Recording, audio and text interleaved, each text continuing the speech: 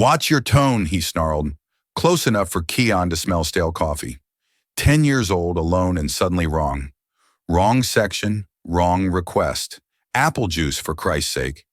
Keon just pointed to the laminated menu. Big mistake. The guy's neck veins bulged like live wires. Didn't Tim, the other attendant, see this brewing? No. Nobody ever does until it's too late. A storm coming. A fist. Keon's mom drilled him to be polite. Smile, say, please. He did. So why the hate? They all think they know, watching it unfold. Here's what they don't know. A kindness is buried in him, a quiet compassion. They have no idea how her quiet kindness will change everything. Watch your tone, Clark Denham muttered, his voice low and sharp.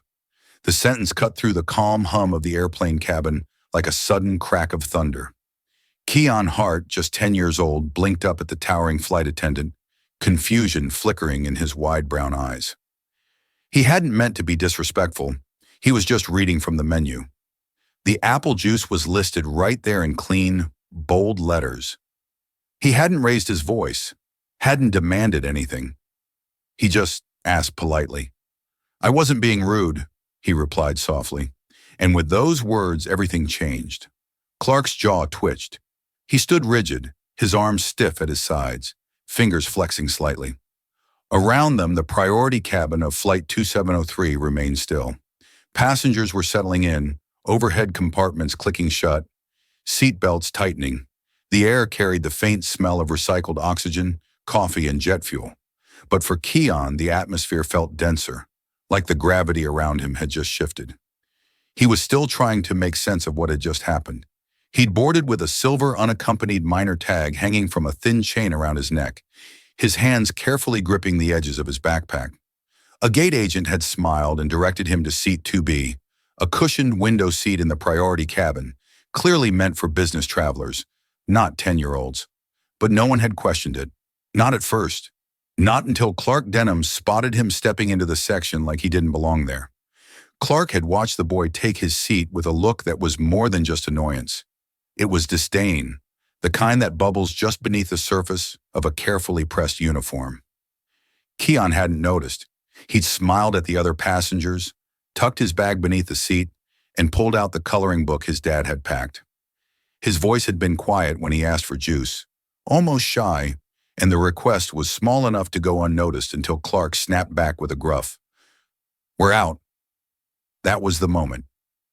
The moment the mood shifted. Keon had tilted his head slightly and pointed to the laminated menu tucked in the seat pocket. "But the menu says there is," he'd said with genuine innocence. That's what did it. Now Clark loomed above him like a shadow. The veins in his neck stood out. His eyes narrowed, his lips pressed into a line so tight it was almost invisible. He didn't move yet, but the tension in his body made it feel like a storm was about to hit. Keon's seat suddenly felt too big. The seat belt buckle dug into his side. He wasn't used to this kind of reaction. Adults usually liked him. He was soft-spoken, polite, thoughtful. He followed rules. His mom had told him to be extra polite during the flight, especially because he was traveling alone. Just smile, be kind, and say please and thank you, she'd said. He'd done exactly that. So why did this man look like he wanted to hurt him? Clark stepped forward closer than necessary, blocking the aisle with his body. Another flight attendant passed behind him, a younger man named Tim, but he didn't stop. He barely looked over. Maybe he hadn't heard the tension, or maybe he didn't want to get involved. Keon looked away from Clark's face, glancing toward the seat across the aisle, where a man in a navy blue suit had just opened a tablet and was typing. The man seemed calm, detached, but Keon noticed the slight pause in his fingers, the way his eyes had flicked up briefly toward the interaction. He was watching, quietly, measuring. The engines roared to life beneath them, a gentle vibration rumbling through the floor. The final boarding call had been made, and the aircraft began to push back from the gate. Keon felt a knot form in his stomach, not because of the movement, but because something about the way Clark was looking at him had shifted. The man's eyes had darkened. He wasn't just annoyed anymore. He was angry deeply, strangely. "Watch your tone," Clark repeated, just loud enough for the words to settle into the air like poison. I wasn't being rude, Keon said again, his voice trembling slightly this time, like a string pulled too tight. He didn't know it yet, but he had just walked into a trap.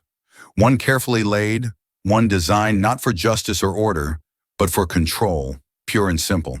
Clark Denham's fist slammed into Keon Hart's face with such brutal speed and force that for a heartbeat, time seemed to freeze. The sound of knuckles against bone echoed like a firecracker in the narrow cabin space. The boy's head snapped sideways, jerking violently over the armrest as his small frame crumpled. There was a sickening thud as his temple struck the seat's edge, followed by a sharp metallic clink, the sound of his silver, unaccompanied minor tag hitting the tray table. Then silence, thick and stunned. Keon didn't scream. He couldn't. Just a small, broken whimper escaped his lips, barely audible over the gasps rising from passengers nearby. His face was already swelling, his jaw unnaturally skewed, and thin streams of blood ran from the corner of his mouth, soaking into his shirt in the side of the seat cushion. For several long seconds, no one moved. Then came the chaos. A middle-aged man in the row behind leapt to his feet, eyes wide in disbelief. A younger man across the aisle fumbled for his phone, hands trembling. An elderly passenger clutched her chest and whispered a prayer. But the figure who stood out most was the one in row 1A, a tall man in a navy blue tailored suit, clean-shaven, composed, and utterly still. Slowly he rose from his seat. Clark Denham, still standing in the aisle where he had thrown the punch, looked around as if daring someone to challenge him. His square jaw twitched and his fist remained clenched, the tension visible in the sanus of his forearms. He didn't look panicked. He looked justified.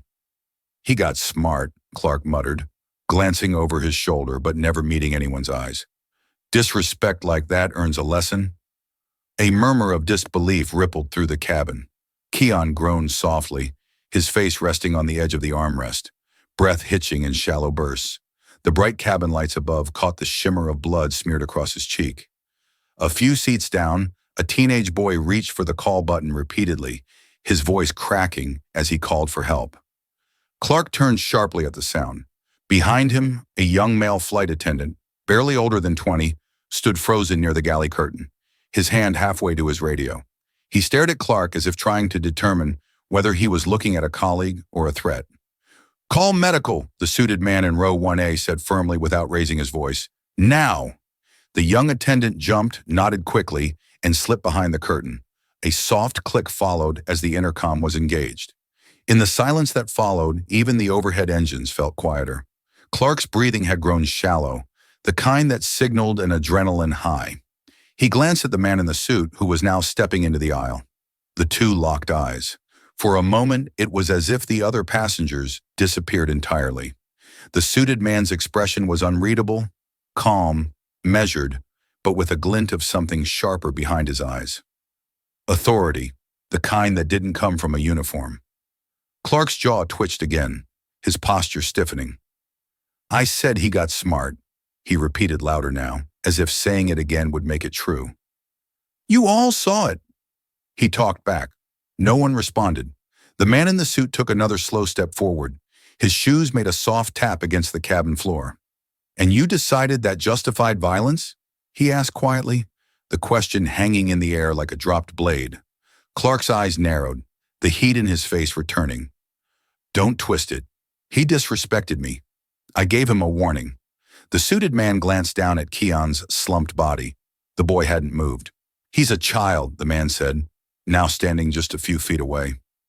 "You struck a child." Clark's lips curled slightly, defensive. "You don't know what happened. You weren't close enough to hear." The man lifted his left hand, revealing a silver boarding pass still clutched in his fingers. "I was in row 1A. I heard everything." Clark opened his mouth, then hesitated. A flicker of recognition passed through his eyes, but he buried it quickly. The curtain parted again as the young flight attendant reappeared, his voice shaking. "Medical team's meeting us at the gate," he said. They're bringing a stretcher." A wave of tension rippled through the passengers. A few began murmuring, shifting uncomfortably in their seats. One man pulled out his phone and began recording, tilting the lens just enough to catch both Clark and the suited man in the frame. Clark noticed his face twitching again. "Don't record me," he snapped. but the phone stayed up. The suited man ignored the outburst and turned slightly, addressing the rest of the cabin. I need you all to stay calm. Remain in your seats. Medical will be here shortly. Lark, fists still clenched, took a step backward toward the galley. What's your name? The suited man asked. Clark paused. I asked you a question. The flight attendant, clearly rattled, looked from one man to the other. Clark Denham, Clark muttered reluctantly. The suited man nodded once, then lowered his voice. Mr. Denham, you've just made a very serious mistake. The wheels of Flight 2703 screeched against the tarmac as the aircraft came to a smooth but urgent stop at Skyland International Airport. Outside the windows, emergency vehicles stood waiting, red and blue lights flashing in rhythmic pulses across the cabin walls. The atmosphere inside the plane was heavy with unease. No one spoke above a whisper. A child had been attacked, and now the consequences had landed, both literally and figuratively. Two paramedics in Navy uniforms rushed up the jet bridge the moment the cabin door opened. One carried a collapsible stretcher, the other a medical bag, his face unreadable behind the steady professionalism of someone trained for trauma.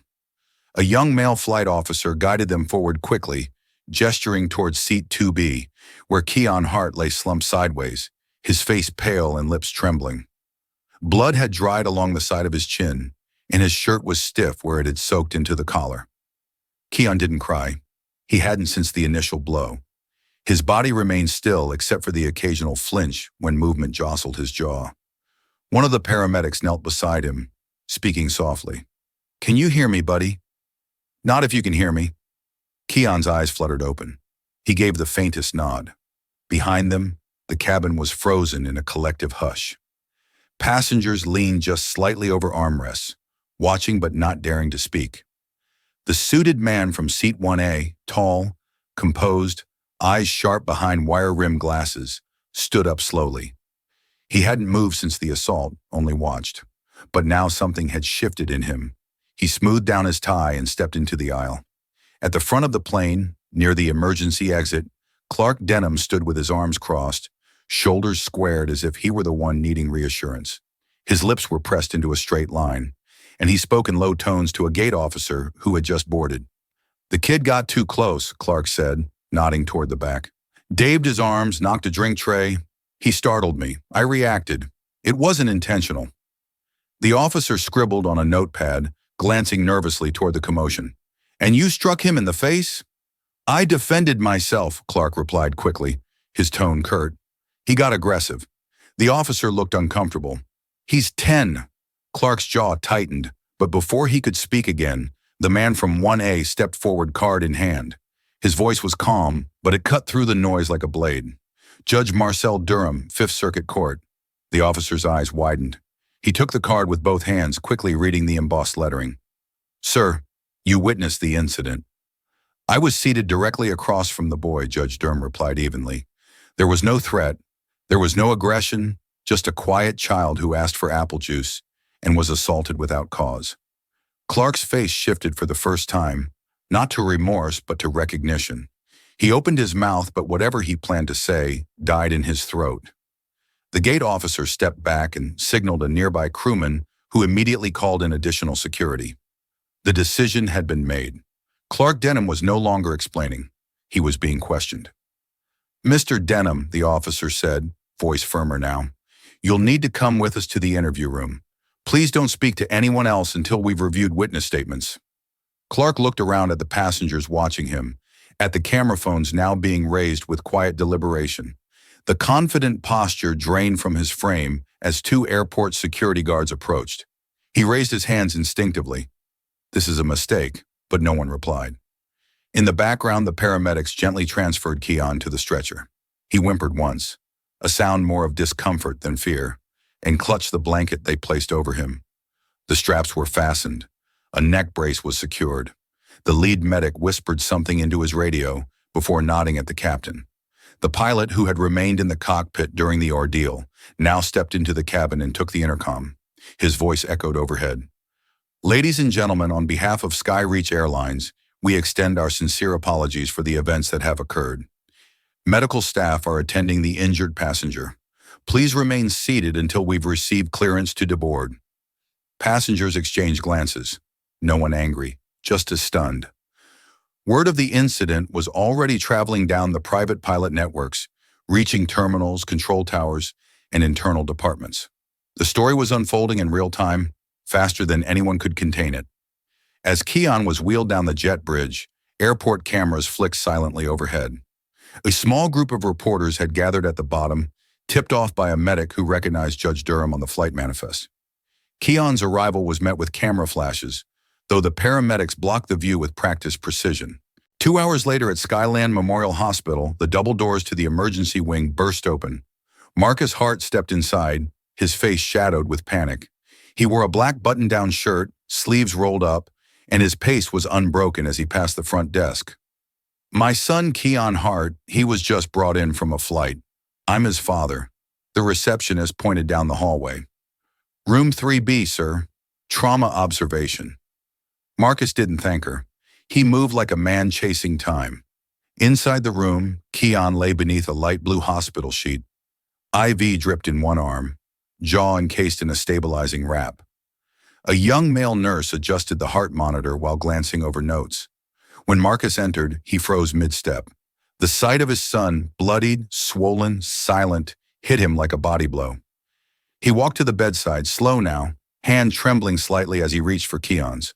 The boy stirred at his presence, but couldn't speak. Marcus didn't cry. He didn't rage. He leaned close, brushing back a stray curl from Keon's forehead. Then, in a low, cold voice, he asked the only question that mattered. "Who did this to my boy?"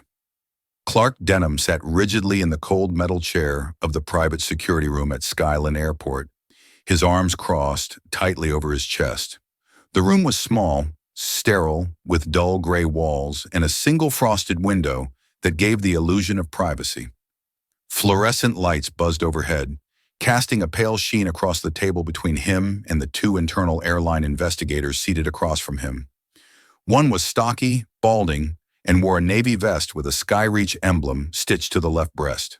The other was younger, slimmer, with wire-rimmed glasses and a clipboard that rarely left his hand. "We just need your statement," the balding investigator said, his voice even but tinged with urgency. "Tell us exactly what happened from your point of view." Clark leaned back in his chair and gave a short, irritated breath. "I want a union rep before I say anything else," he snapped. The younger investigator adjusted his glasses. "That's your right, but we still need to understand what led to the incident. From what we've been told, the boy Clark cut him off."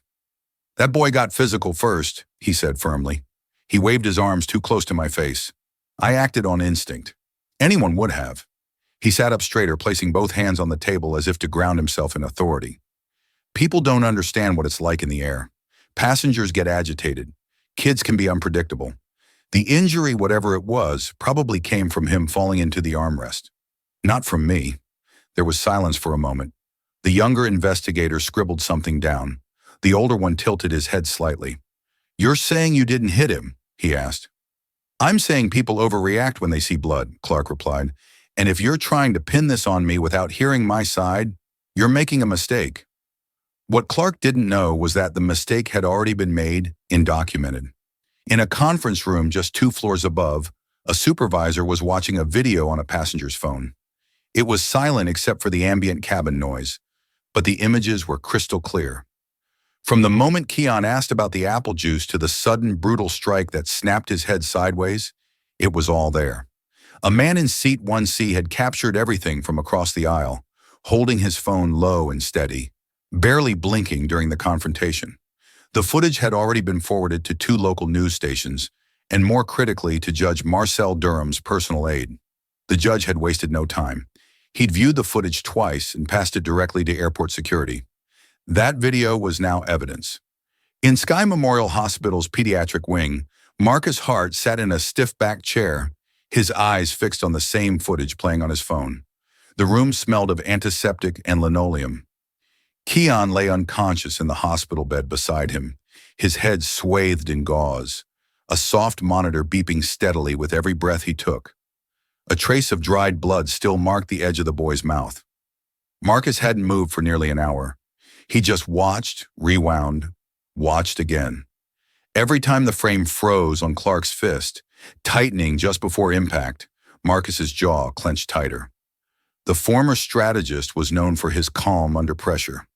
Haven Corp had once trusted him to coordinate multinational deployments, crisis containment, and fail safes that protected lives across continents. But right now, none of that mattered. None of it could undo the sight of his 10-year-old son crumpling beneath the weight of a stranger's anger. A nurse stepped in quietly, holding a clipboard. "Mr. Hart," he said gently, "the doctors are reviewing the scans now. We'll know more about the fracture soon." Marcus didn't turn his head. "Thank you," he murmured. Then, as if speaking more to himself than the nurse, he whispered, "He chose the wrong boy." He rose slowly from the chair and walked to the window overlooking the parking lot. Outside, the sun was beginning to set behind the terminal towers. He pressed his palm against the glass. His mind wasn't racing, it was sharpening. This wasn't just about a punch. It was about what had allowed the punch to happen. A man like Clark didn't snap in a vacuum.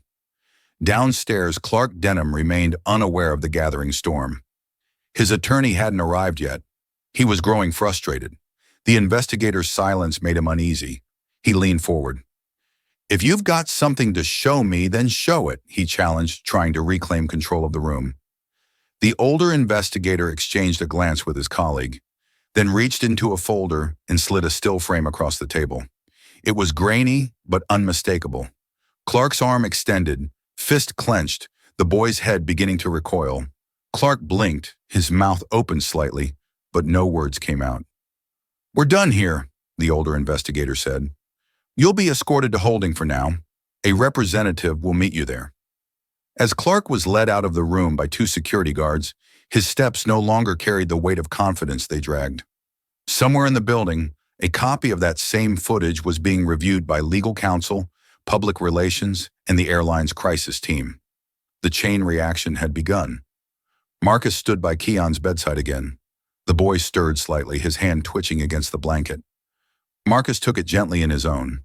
A sharp knock came at the door. "Mr. Hart," a man said, poking his head in. It was a hospital liaison. "There's been some movement on the investigation. We thought you'd want to know." Marcus turned slowly, his voice even. "I want names, records, every person who signed off on that man's employment. I want it all." The liaison hesitated. "We're working on it, sir." "Work faster," Marcus said. He looked down at his son one more time. His tone softened, but the fire beneath it remained. "He chose the wrong boy," Marcus muttered under his breath. Clark Denham's name was now permanently etched in Marcus's mind. The crowd outside the Skyland Federal Courthouse shifted restlessly as reporters held their microphones high, cameras whirring beneath the gray morning sky. Judge Marcel Durham stepped up to the podium with a measured calm that silenced even the most aggressive press. Dressed in his signature dark overcoat, he looked like a man used to bearing storms and controlling them. "This morning," he began, voice slow and unwavering, "I want to speak not just as a federal judge, but as a witness. What I saw on Flight 2703 was not confusion or misunderstanding. It was violence, and no child deserves that kind of brutality, especially from someone trusted to care for them." The words hung in the air. Flashbulbs popped. Some reporters lowered their microphones, taken aback by the gravity in his tone. Durham didn't linger.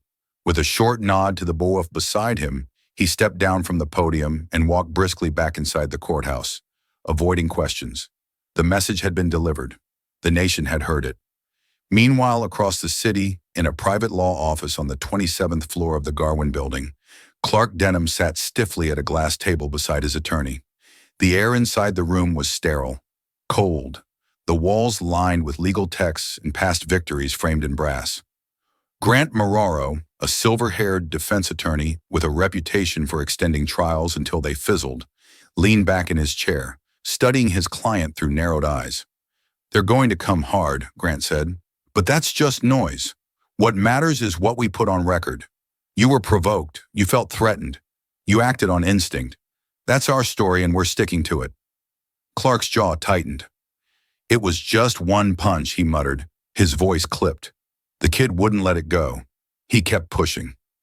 "Don't say that to anyone else," Grant snapped, pointing a finger. "You're not the victim here. Not publicly. You're the man caught in a situation gone sideways. Say too much and they'll twist it.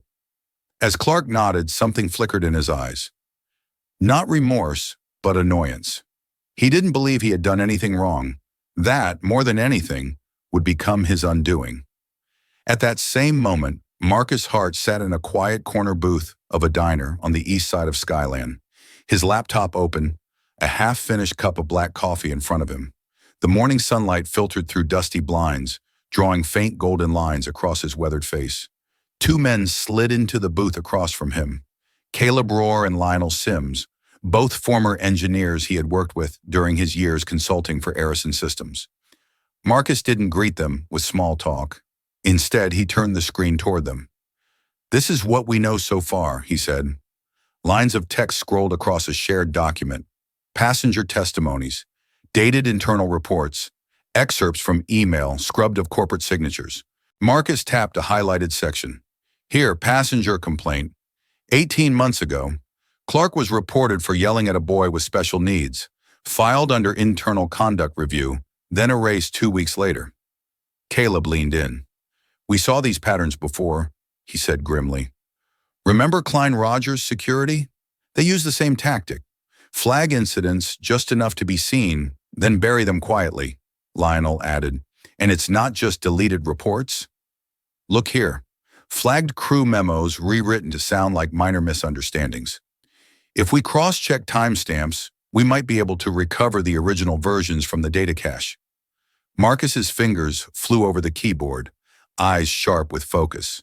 The fury he'd felt in that hospital room was still there, but now it was channeled, calculated.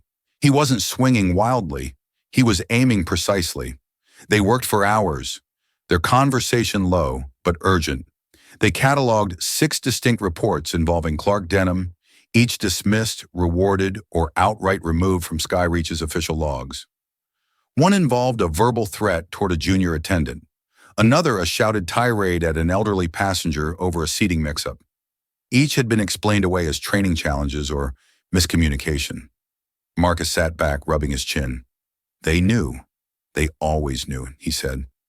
Then he reached into his coat pocket and pulled out a slim black flash drive, placing it on the table. "Everything we've built, copy it, encrypt it, then send one to Durham's aide. I've already cleared the channel." "Is this enough?" Caleb asked. "It's enough to start a fire," Marcus said. That evening, under dim fluorescent lights inside Judge Durham's private chambers, Marcus handed him a manila folder. It was thick, heavy with printed evidence. Durham opened it without a word, his eyes scanning each page with practiced precision. A silence stretched between them, filled only by the rustle of paper. "This is more than misconduct," Durham finally said. "This is a system designed to cover itself." Marcus nodded once. "This wasn't a moment of rage," he said, voice low but steady. "This was a pattern waiting to explode, and the fuse had finally reached the charge." The moment the courtroom doors closed behind him, Clark Denham realized how deeply he was sinking.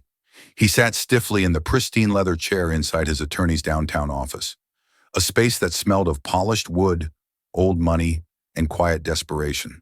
The blinds were half drawn, slicing the morning sunlight into jagged bars that fell across the sleek conference table. Clark stared at the floor, jaw clenched tight. Across from him, Grant Marraro adjusted his cufflinks, his voice even, but carrying the weight of strategy. "You were provoked. You acted instinctively. You feared for your safety," Grant repeated, tapping a folder on the table. "That's the only path we take forward." Clark nodded slowly, but his knuckles whitened around the edge of his chair. The confident nod was a mask. Inside, panic was blooming fast, flooding every thought with doubt. He had believed foolishly that this would all blow over. A kid with a smart mouth, a quick reaction. It should have ended with a write-up, maybe a reprimand, not with paramedics, media firestorms, and federal judges involved. "They've already labeled you," Grant added, flipping open the folder to reveal a printed headline. "The punching attendant goes viral." Below the headline was a still image pulled from the video. Clark's fist mid-swing, the boy's face moments before impact. "This is what we're up against." Clark didn't respond. His gaze lingered on the image. The child's face haunted him, not because he regretted it, but because he hadn't seen it coming, not the reaction, not the backlash, not the flood of fury that followed. Grant continued, voice clipped and precise. Sky Reach issued a carefully worded statement. They're not condemning you, but they're not protecting you either. They're buying time, waiting to see how deep this goes. Clark blinked hard, shaking his head as if trying to expel the noise from his mind. It was just a hit, he muttered. One punch. I didn't even mean to. That's not the narrative anymore, Grant interrupted, leaning forward, eyes sharp. You're not facing the airline's HR department. You're facing a judge with federal power, a national audience, and a father who knows how to weaponize truth. Clark's eyes narrowed. The father, Marcus Hart. His voice was low, bitter. Who is he? Grant slid another folder across the table.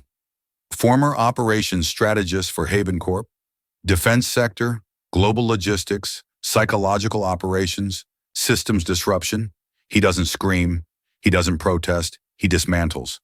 Clark felt a chill crawl down his spine. Right now, Marcus Hart isn't pacing a hospital floor worrying. Grant said he's planning, mapping, gathering leverage. Clark stood abruptly and walked to the tall windows, staring down at the city traffic. Then what do? We get ahead of it, Grant replied. You authorize a counter-ute, defamation, emotional distress. Say you were painted as a monster unfairly. We put Keon's family on the defensive. Clark hesitated. You really think a jury will believe I hit a kid in self-defense? Grant stood now too, buttoning his coat. They don't have to believe it completely. They just have to doubt enough of it to soften the blow. But across the city, Marcus Hart was playing a far different game. In a dimly lit cafe tucked behind a publishing office, Marcus sat with a former colleague, a data analyst from their think tank days, sliding a flash drive across the table. Encrypted, Marcus said. Audio logs, dated reports, incident transcripts. Clark Denham's trail of misconduct didn't begin on Flight 2703.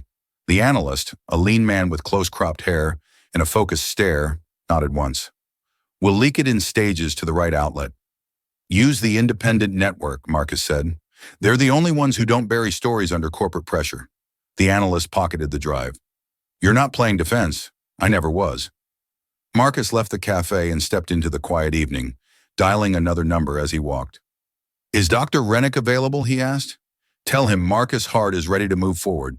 Yes, forensic facial trauma. I need expert testimony on record. That same night, an anonymous complaint was filed with the National Aviation Conduct Board. It was meticulous, factual, professional, and irrefutable. Judge Marcel Durham was named as a corroborating witness. Inside the Sky Reach headquarters, panic began to trickle upward. Not from the public, not from the media, but from within. Someone had begun pulling thread after thread, and now the seams were tearing. Back at the legal office, Grant briefed Clark one last time before dismissing him. We control the story, Clark. We stick to the message. But even as he spoke, his phone vibrated with a new headline. Former Sky Reach employee speaks out. Clark was always looking to prove a point. Clark saw the headline, his stomach twisting. They're painting me like a predator. Grant hesitated for a fraction of a second too long before replying. You're not facing a PR problem, he said at last, lowering the phone slowly onto the table. His voice was quiet now, almost defeated. You're facing a father who knows how systems break and how to make them collapse. The sealed envelope slid across the table with a whisper, landing squarely in front of Marcus's heart. He didn't touch it at first. He just stared, his fingers laced tightly together, jaw set hard enough to hurt. Across from him sat a lean man in his early 40s with ash-gray stubble on his chin and lines carved deep into his forehead. Jason read, former lead attendant at Sky Reach. His eyes didn't waver. I kept it all these years, Jason said quietly. Didn't know if I'd ever use it. But when I saw what he did to your son, I couldn't stay silent. Marcus opened the envelope slowly, sliding out a thin stack of crisp papers. At the top, a bold heading, passenger misconduct complaint, 2018 transatlantic flight SR-478. Beneath it, in tight handwriting, a parent had detailed how their son, another unaccompanied minor, had been struck across the shoulder with a tray edge by flight attendant Clark Denham after asking for help. The boy had cried the entire flight. The complaint had signatures, timestamps, and even a crew roster. It was all there, but Marcus had been in enough boardrooms to know what else it was. Dangerous. This wasn't filed with HR, he muttered, flipping through the pages. This was buried. Jason nodded, eyes heavy with guilt. We were told it was handled internally. Next thing I knew, the family got a travel voucher and stopped pressing. But Clark bragged about it for weeks. Said, sometimes kids needed a reminder to stay quiet. Marcus's grip on the document tightened. The sterile lights above flickered faintly, casting long shadows on the conference table. How many others? He asked. At least 3 more incidents I personally witnessed. Verbal abuse, threats. Never on paper, though. He was smart about that. Jason looked away. But this one I printed and kept, just in case. Marcus rose slowly from his chair, sliding the paper back into the envelope with deliberate care. You've done the right thing now, he said, and I promise you, this won't disappear. The door to the private lounge opened just enough for Marcus to see the dusk settling over Skyland City through the wide airport windows. The glow of runway lights flickered beyond the glass, like silent signals blinking in anticipation. Outside, as Marcus walked back to his car, he called Judge Durham. I need to meet urgently. There's something you need to see. Later that evening, in the dim warmth of the judge's study, the 2 men reviewed the sealed statement line by line. The room was quiet except for the soft ticking of an antique clock on the mantel and the occasional hum of traffic beyond the window. Durham leaned back in his chair, brows furrowed. This predates Keon's case by 5 years. It confirms this wasn't an isolated breakdown. It was a pattern, and a pattern the airline helped suppress, Marcus added. His voice was low, sharp. They buried this, which means someone high up signed off on it. Durham tapped a pen against his notebook. The problem isn't just Clark anymore. It's the structure that allowed him to keep hurting children without consequences. Marcus nodded slowly, his thoughts already racing ahead. Then it's time we show the structure. It's not untouchable. Over the next several days, Marcus contacted 2 former engineers he'd worked with years ago, both now contractors with data clearance for the airline's back-end systems. Through encrypted channels, they helped him retrieve fragments of past employee complaints, flags buried in old databases, most labeled closed without cause. He pieced together a quiet map of rot. Clark's name kept surfacing adjacent to incidents that were never followed through. One internal note read, reported as temperamental but essential to crew balance. Another handled via informal talk. Issue not escalated. Marcus stared at the screen, the cursor blinking like a metronome of rage. That night back at the hospital, Keon sat propped in bed, watching a cartoon with the sound off. A thick bandage still ran across his jawline, and even the smallest smile made him wuss. He hadn't spoken in days. Marcus sat beside him, one hand gently covering his son's. He'd promised Keon healing. Now he had to make good on the second part. Justice. As the trial date was set for 3 weeks out, Marcus worked in silence. He forwarded documents, called former staff, scheduled interviews. Behind every action was strategy. He was no longer just a father. He was a man at war with an institution. Late one night, he met Jason again in a quiet corner of a downtown cafe. Rain tapped at the windows like a slow drum beat, muffling the sounds outside. This doesn't stop with him, does it? Jason asked, his voice low. No, Marcus replied. Clark is just the door. What's behind it is bigger. Jason looked down at his coffee. You're going to take them all down, aren't you? Marcus didn't hesitate. I'm not fighting a man, he said. I'm fighting a whole culture, and I plan to win. If that moment made your blood boil and your heart ache, don't scroll. Subscribe and become a member, because letting violence go unchallenged means accepting it. The emails surfaced like a thunderclap. Late at night, just 3 days before the trial was set to begin, a whistleblower using the alias Cabin Truth leaked a file of internal correspondence to 3 major news outlets. Within hours, the messages between Clark Denham and his direct supervisor began circulating online. The most damning line, one that would later be read aloud in court, was simple, chilling, and impossible to misinterpret. They always think they can talk back if they're young and entitled, especially that kind. It hit the public like a wave. By morning, protests had already begun forming outside Skyreach Airlines headquarters in downtown Skyland City. Men in suits stood nervously behind glass doors while chants echoed across the plaza. Signs bobbed above the crowd. Not just a punch, a pattern. Protect our kids and that kind. We know what you mean. Inside a quiet room on the 19th floor of the courthouse, Marcus Hart stood over a conference table cluttered with documents, statements, and still frames from the flight video. He didn't speak for a while, just stared at the paused image of Clark's fist midair, a fraction of a second before it connected with Keon's jaw. Behind him, a legal aide entered, carrying a file. "Mr. Part, the court has accepted the whistleblower emails into evidence," the young man said, trying to mask the tremor in his voice. "And Clark Denham has been terminated." Skyreach made it official this morning. Marcus didn't smile. He didn't react. He simply gave a short nod and turned back to the image.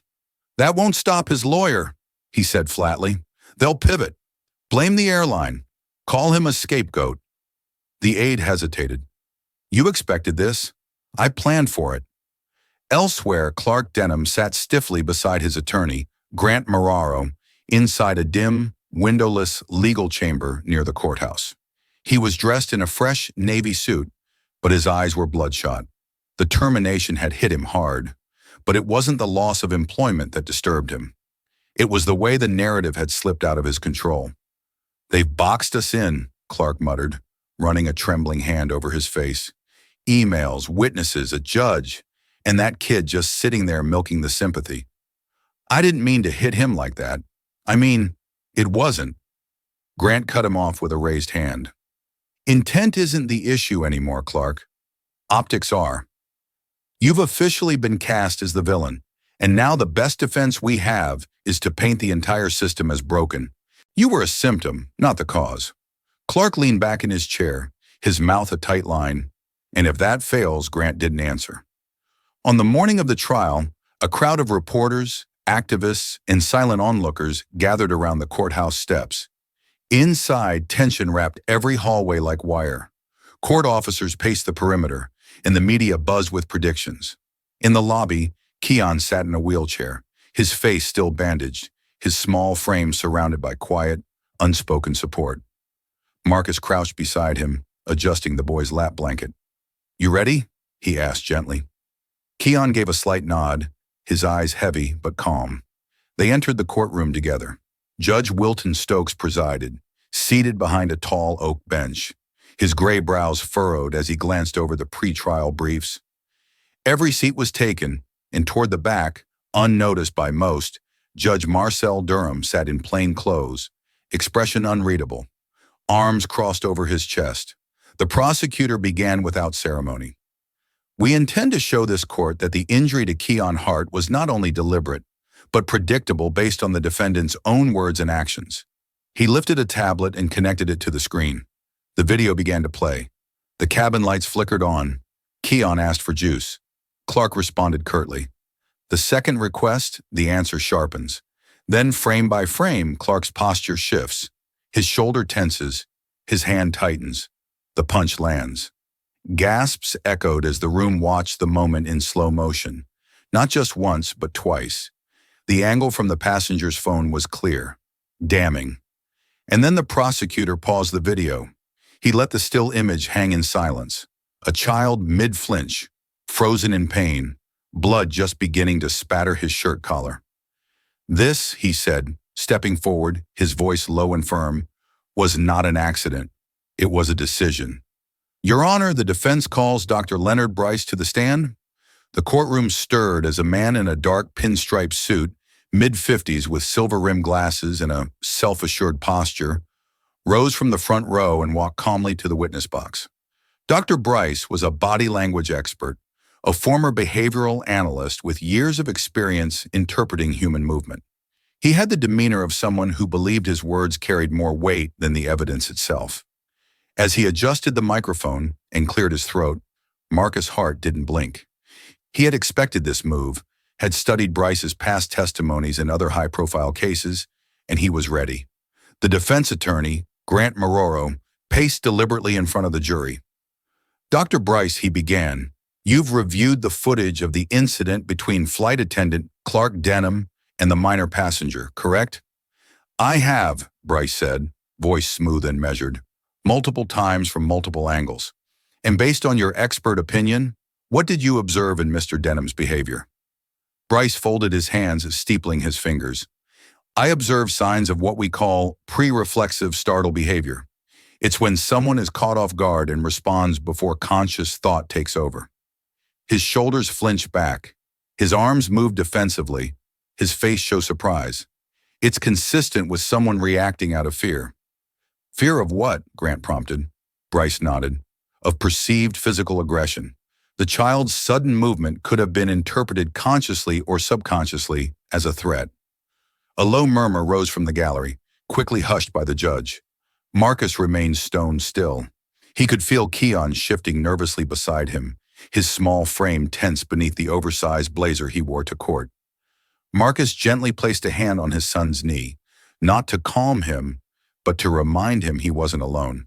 When the defense rested its case, the prosecutor, Mr. Halbrook, rose without ceremony. He didn't speak immediately.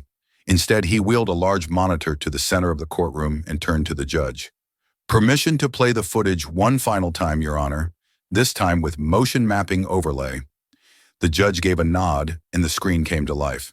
Frame by frame, the jury watched Clark Denham turn toward Keon. Digital markers appeared on Clark's body. The slow flex of his shoulders, the tightening of his right hand into a fist, the shifting of weight from his left foot to his right. The moment before the punch was undeniable, calculated, measured. "Pause it there," Halbrook said. The screen froze on the frame. Clark's fist inches from Keon's jaw, his knuckles pulled tight, jaw clenched, eyes narrowed. There was no flinch, no panic, only intent. "My expert," Halbrook continued, "Dr. Adrian Bell, concluded that Mr. Denham displayed anticipatory aggression. He didn't react. He prepared, and this preparation began before the boy moved at all." Gasps echoed faintly. One juror covered his mouth. Another leaned closer. But Halbrook wasn't finished. He turned toward Marcus and gave a small nod. Marcus gently leaned over and whispered to Keon, "Are you ready?" Keon nodded once, barely, then slowly stood. The entire courtroom turned as Keon Hart, still healing, still fragile, stepped forward with the aid of a belief. His walk was careful, his mouth still held in a guarded position, but his eyes, those eyes held strength. When he reached the witness box, he climbed the step and looked out over the sea of faces. He didn't flinch under the pressure. A child psychologist sat quietly at the end of the row, just in case he needed to be excused, but Keon didn't ask to leave. He was here for a reason. Mr. Halbrook stepped forward gently. "Keon," he said softly, "I'll only ask you 3 questions. That's all. If you need to stop at any time, just let me know. Is that okay?" Keon nodded. "First question. Did you touch or try to touch Mr. Denham before he hit you?" Keon shook his head. "No." "Second, did you say anything threatening to him again?" "No." Halbrook took a breath. "And third, what did he say to you right before he hit you?" Keon's lips trembled, but he took his time. His hands gripped the wooden edge of the box. He blinked. One slow blink, then another. When he spoke, his voice cracked, but didn't waver. He said, "Let's see you talk now." The words rang through the room like the crack of thunder. You could hear the breath leave people's chests. Even the judge paused, looking up from his notes. The gallery sat in stunned silence. Clark, sitting at the defense table, lowered his eyes. His attorney looked pale. Marcus didn't move. He didn't have to. Keon had said what no footage could. He'd spoken through pain, through fear, and broken through the last defense wall. The judge cleared his throat, visibly moved. That will be all for today. Court was adjourned until the following morning. The shuffle of papers and quiet footsteps filled the room as people stood, still shell-shocked from what they'd heard. Outside, the sun was beginning to set. Gold light spilled across the courthouse steps, casting long shadows on the stone. Marcus sat beside Keon on the wide marble bench, neither of them speaking for a moment. Then Marcus turned to his son. "You were brave today," he told him. Keon nodded slowly and looked toward the sunset. For the first time since the flight, he smiled just faintly. Felix Ray's name had not appeared on any of the pretrial witness lists. That alone was enough to send a ripple through the courtroom. As the bailiff opened the side door and the young man entered, the jurors shifted forward slightly in their seats. He was tall, lean, with a slight limp that was noticeable even before he reached the witness stand. Every step seemed weighted, not just by injury, but by memory. Marcus watched him closely from the plaintiff's table, his fingers laced tightly together. Keon sat beside him, expression unreadable, though his eyes flicked to Felix with quiet curiosity. There was something different in the air now, something that even Clark's legal team seemed to sense. Grant Maroro, Clark's attorney, leaned in to whisper sharply to his junior associate, clearly caught off guard. The judge raised an eyebrow. "Mr. Hart, please explain the relevance of this witness." Marcus stood slowly, voice calm. "Your Honor, Felix Ray is prepared to testify to a pattern of behavior by the defendant. Behavior that echoes the assault we're here to address." The judge studied Felix for a moment, then nodded. "Proceed." Felix took his seat, adjusted the microphone, and looked out at the courtroom, not with fear but a kind of practiced resolve. "My name is Felix Ray. I'm 19 years old now, but when I was 14, I flew alone from Redwood Bay to Briar Glen. It was a Sky Reach flight. Clark Denham was the attending crew in my section. Do you recall anything unusual during that flight?" the prosecutor asked. Felix nodded. "Yes, I had trouble lifting my carry-on bag into the overhead compartment. I asked for help." His voice didn't tremble. If anything, it seemed to sharpen with each word. "Clark came over, looked me up and down and said, 'You should learn to handle your own weight. You want to be a man. Act like one.' I tried again, but the bag slipped. He stepped forward, grabbed my shoulder and shoved me down into my seat. My leg hit the metal armrest hard. He paused slowly, pulling up the cuff of his pant leg. A long, jagged scar ran from his knee to his shin. Audible gasps filled the courtroom. Marcus didn't move, but his jaw tensed. From the corner of his eye, he saw Keon's small hand move, resting gently on his. "Did you report this incident?" the prosecutor asked. Felix gave a bitter half-smile. "I did. My father filed a complaint. We even sent pictures of my leg, but weeks passed and we heard nothing. When he followed up, they said there was no record of the report. We dropped it. What else could we do?" The silence that followed was heavy, filled with the weight of disbelief and the uncomfortable recognition that this story had echoes. Grant Maroro stood, clearing his throat. "Objection. This is anecdotal, prejudicial, sustained," the judge said mildly, then turned to Felix. "Mr. Ray, your testimony is only admissible insofar as it relates to a behavioral pattern that could inform the jury's understanding of this case. Please limit your remarks accordingly." Felix nodded. "Understood, Your Honor." The prosecutor leaned in again. "Felix, can you describe Clark Denham's tone when he said those things to you?" "Demeaning, like I wasn't worth his time, like I was a problem, not a person." Across the courtroom, Clark sat stone-faced, but Marcus noticed the twitch in his jaw, the restless movement in his foot. The defense hadn't expected this. They were losing control of the narrative, and they knew it. After Felix stepped down, Marcus took a long breath.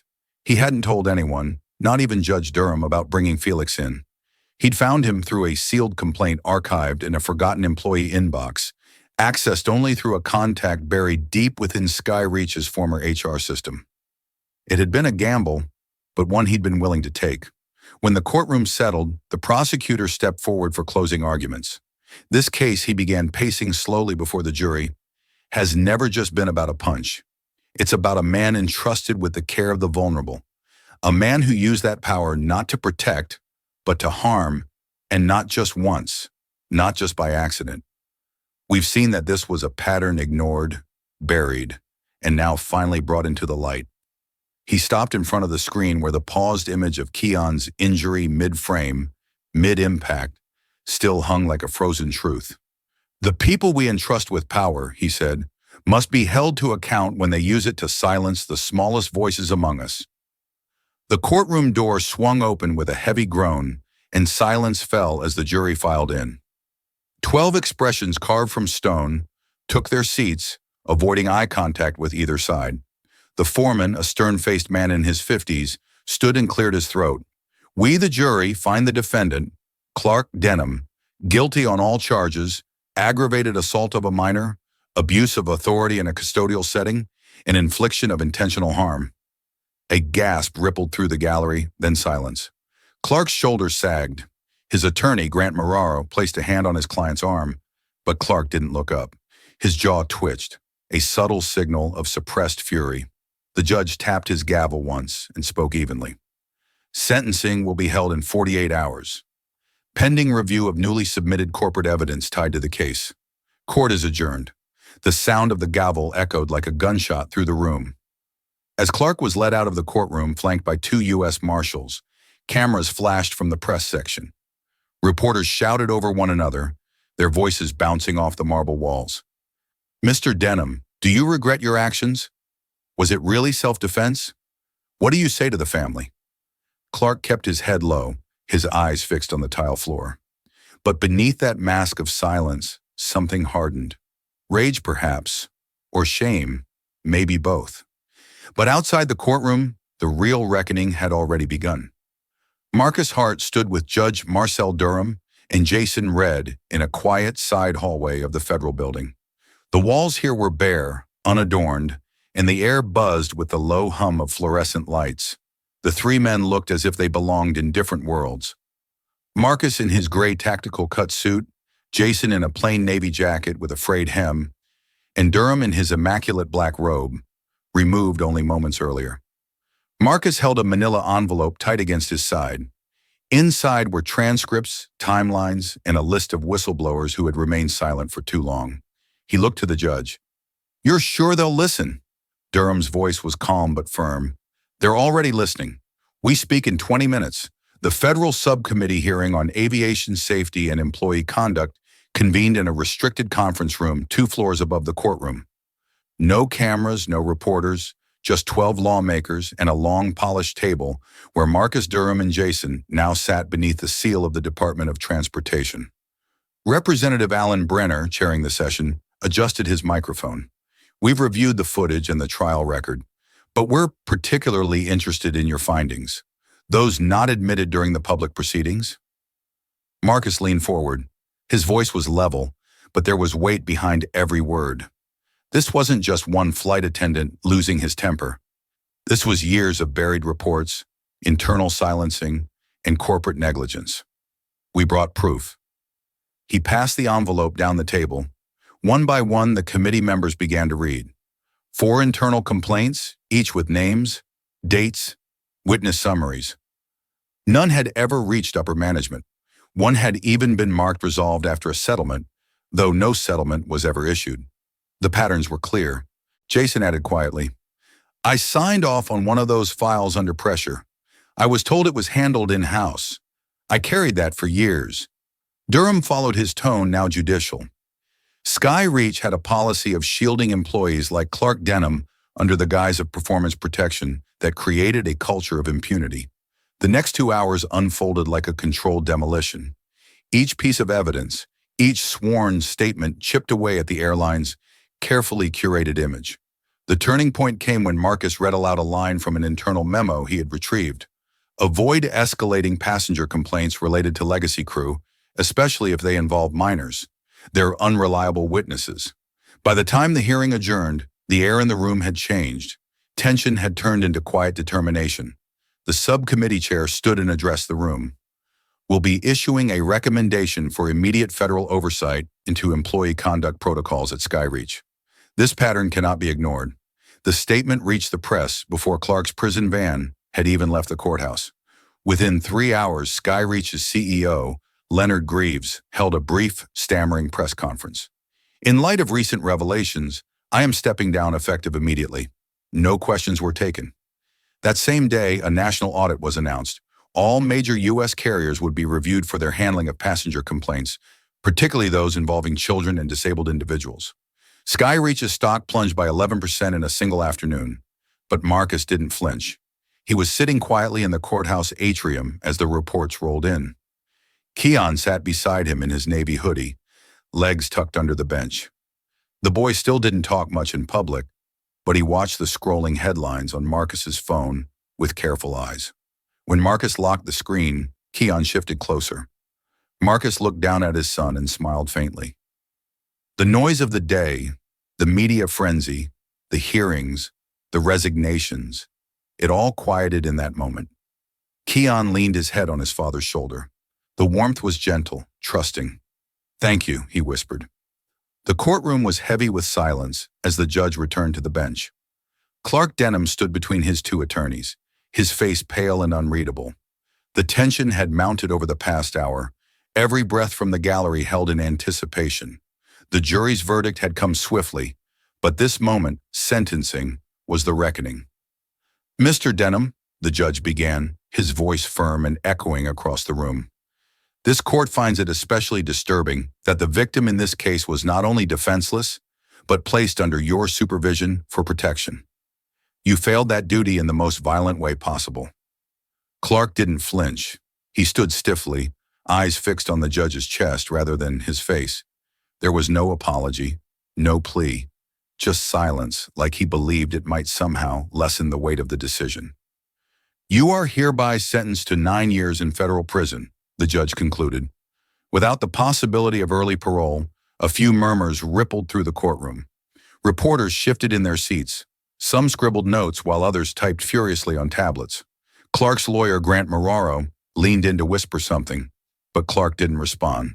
His posture slumped just slightly as if the words had knocked the air out of him. Not from surprise, but from reality finally settling in. The courtroom guards approached. One clipped the handcuffs onto Clark's wrist with practiced precision.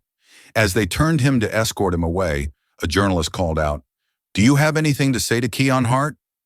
But Clark kept his eyes on the floor and his mouth shut, disappearing behind the side door with nothing left to offer.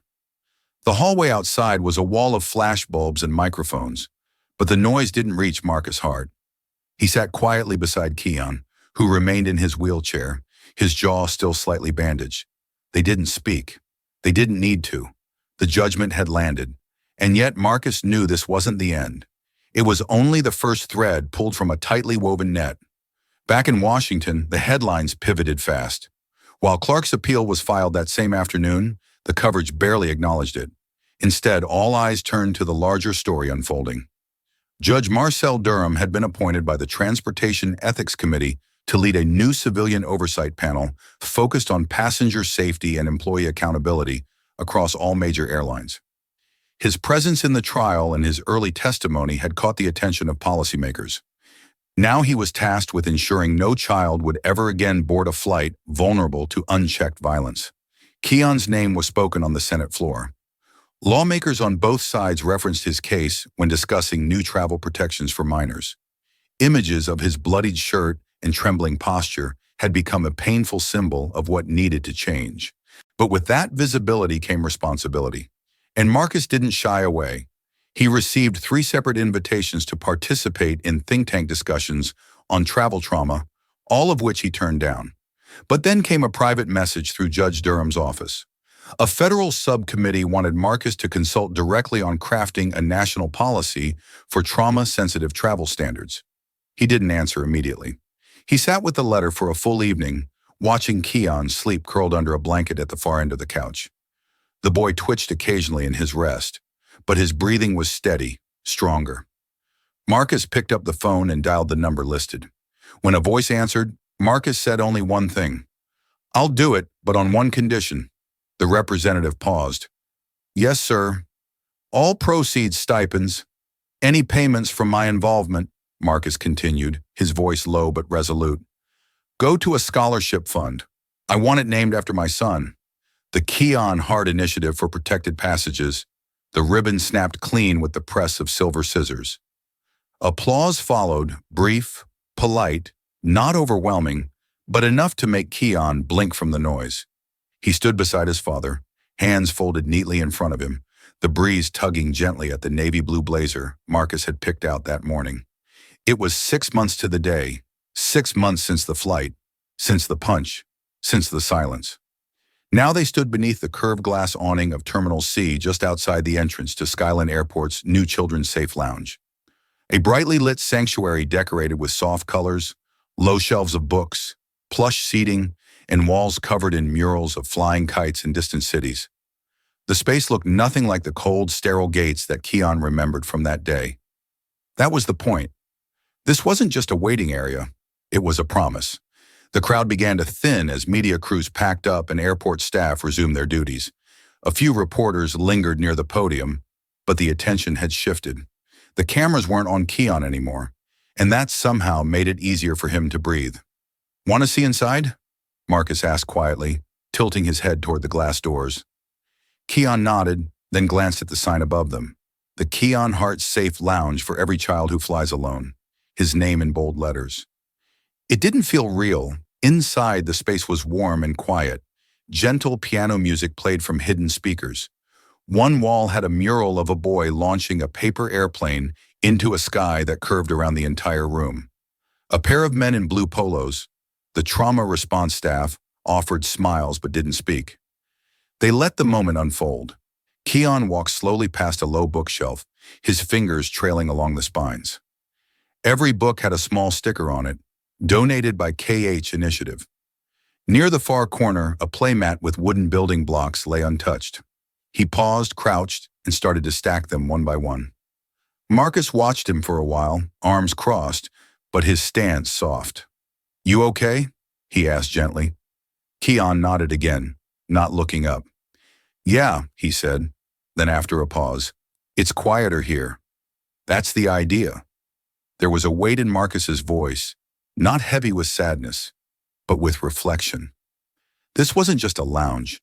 It was the result of months of relentless advocacy, meetings with legislators, partnerships with airport authorities, and hours spent reimagining what safety could look like for traveling children. Marcus hadn't done it alone, but he had led every step with the quiet fury of a father who refused to let the story end at justice. "I told my therapist something yesterday," Keon said, still focused on his tower of blocks. Marcus knelt beside him, meeting him at eye level. "What's that?" I said, "Even if I stutter a little, they still listen."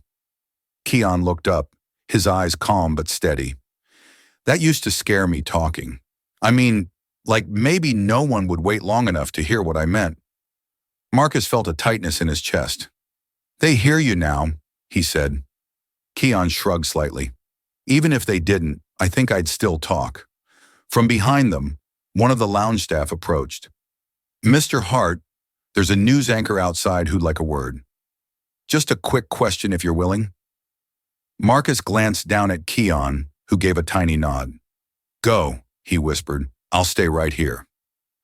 Out by the terminal gates, a reporter waited beneath a boom mic, her notepad tucked beneath her arm. The camera crew wasn't rolling. It wasn't that kind of interview, just a quote, a headline. But Marcus took a breath before speaking. "How does it feel?" the reporter asked. "To see justice done?" He looked back through the glass where Keon now sat cross-legged on the playmat, quietly showing another boy how to balance blocks without them falling. No one told them what to say. No one directed them. It was just two kids being kids in a place that promised to protect them. Marcus turned back to the reporter. "Justice is never finished," he said, "but sometimes it starts with a boy who wasn't afraid to speak up." Keon stood beneath the soft glow of the overhead lights in Skyline Airport's newly built Safe Passages lounge, gripping the edges of a small note card with both hands. His heart pounded, not from fear, but from the gravity of what this moment meant.